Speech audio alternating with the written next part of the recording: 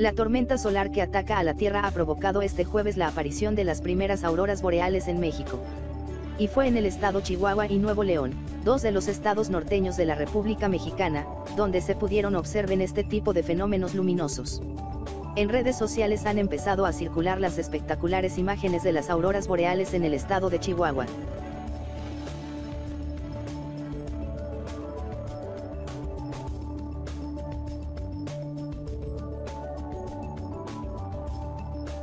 No olvides suscribirte a canal, tuitealo y dejar tu like.